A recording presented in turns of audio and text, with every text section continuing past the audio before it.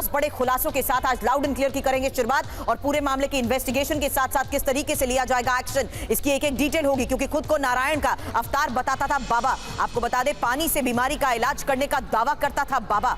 बाबा दावा करता था कि उसमें प्रलय लाने की ताकत है।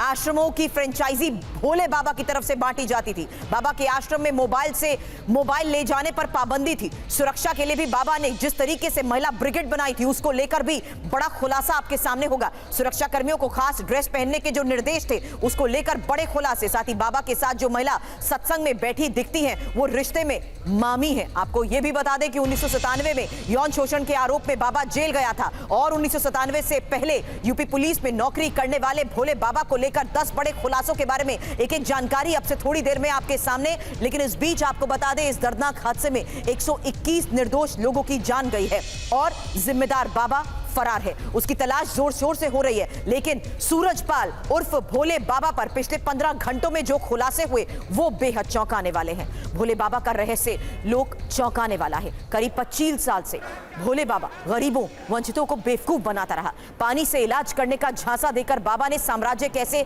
खड़ा किया, उसको लेकर भी होगा खुलासा। उसके आलिशान आश्रम की इस बात की गवाही देते हैं कि बाबा ने धर्म का ऐसा इस्तेमाल किया कि वो कुछ साल में ही आम आदमी से कैसे भगवान बन गया। उसी को लेकर होंगे अब बड़े खुलासे आपके सामने। क्योंकि अब हाथरस वाले बाबा साकार हरि पर पहला बड़ा खुलासा, जहां TV9 पर बाबा का एक और वायरल वीडियो भी आ गया है सामने। और बाबा सत्संग में आर्टिफिशियल बिजली कैसे गरजाता था, वो तस्वीर अब आपके सामने। मंच पर आर्टिफिशियल सुदर्शन चक्र धारण किया, वो देखिए तस्वीर अब आपके सामने।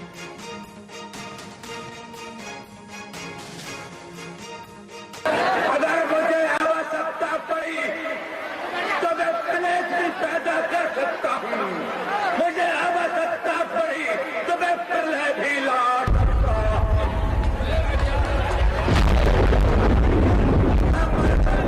शुद्ध का जहर खत्म करने के लिए मेरा प्राप्त हुआ है। अब मैं बख्शने वाला नहीं हूँ और मैं मेरा गम भूल सकता। मैं विष्णु यात्रा संकल्प करता हूँ, संकल्प करता हूँ, संकल्प करता हूँ। अन्याय अनैतिक अधर्म का नाश करूंगा, नाश करूंगा और मानवीय धर्म धारण कराने के लिए सद्धर्म की स्थापना करूंगा।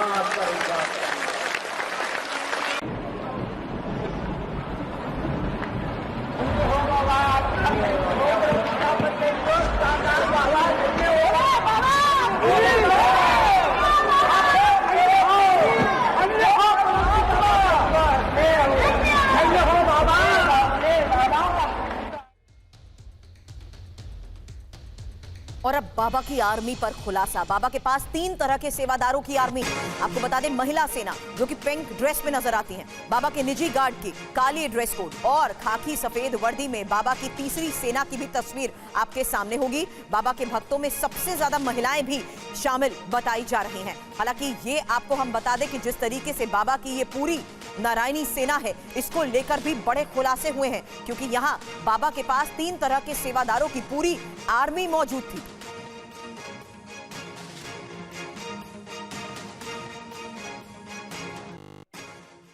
और आर्मी में शामिल होने के लिए कहता था बाबा, सत्संग में आए भक्तों से अपील करता था।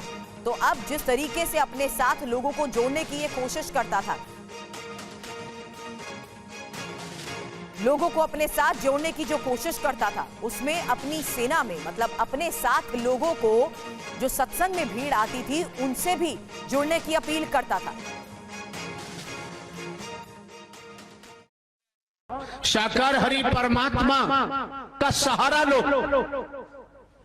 आपने दुनिया में किसी का सहारा लिया, मदद नहीं मिली, पलट दबाया गया, लूटा गया, दुर्व्यवहार किया गया होगा, तब आपने राइफल पकड़ी होगी, बंदूक पकड़ी होगी, बेहड़ में छलांग लगाई होगी। आज उस तरफ मुड़ के देखने की जरूरत नहीं।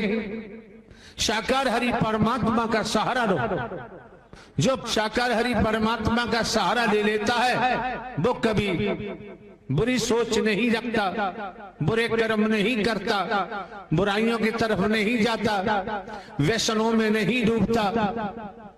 तो कैसे आर्मी में शामिल होने को बाबा कहता था, लेकिन अब भोले बाबा के इसी रहस्य लोक को लेकर भी बड़ी खबर आपके सामने, क्योंकि यहां आपको जानकर हैरानी होगी कि कैसे पानी से बीमारी के इलाज की बात बाबा करता था। समागम में पानी बांटा जाता था और पानी के लिए भक्त जिस तरीके से जद्दोजहद करते थे उसको लेकर भी खुलासे हुए। भक्तों का विश्वास पानी से समस्याएं खत्म हो जाएंगी।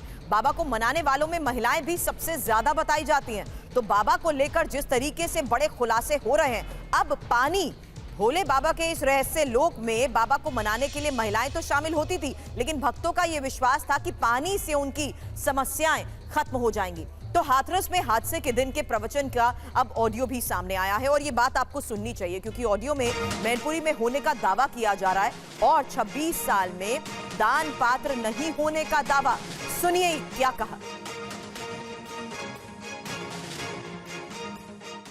अभी हमारा आना हुआ मैनपुरी में विश्वमान्य प्रवास है।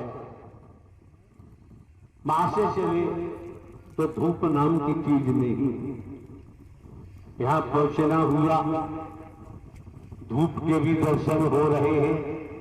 अपनाना नहीं चाहिए, ये भी परमात्मा की देन है, ये किसी आदमी की देन नहीं है, इसलिए अपनाना नहीं चाहिए, विस्मृत नहीं होना चाहिए। मौके बार बार नहीं मिलते हैं, समय बार बार प्राप्त नहीं होता है, तो कितना सहज है और सरल कर दिया। घर परिवार में रहो, खेती बाड़ी नौकरी व्यापार मजबूती से करो, परिवार का लालन पालन करो।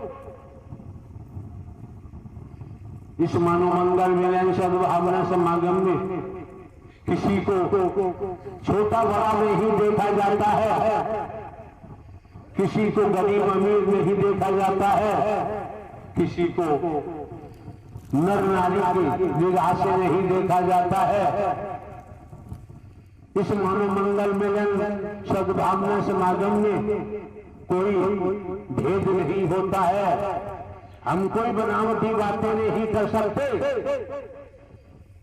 जो हमारा कोई स्वार्थ नहीं है।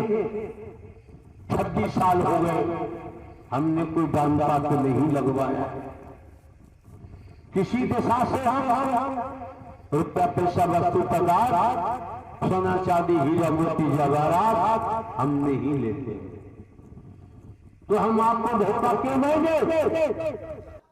हादसे के दिन के प्रवचन की बात आपने सुनी, लेकिन हादसे के बाद बाबा की फरारी भी बड़े सवाल खड़े कर रही है। अब बाबा पर अब तक 5 मामले दर्ज हैं। एक और जानकारी आपके सामने इस बाबा को लेकर, क्योंकि 1997 में यौन शोषण का मुकदमा इन पर दर्ज हुआ।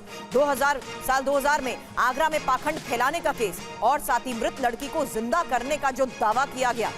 आगरा, इटावा, कासगंज, दौसा, फर्रुखाबाद में FIR को लेकर ये बड़ा खुलासा।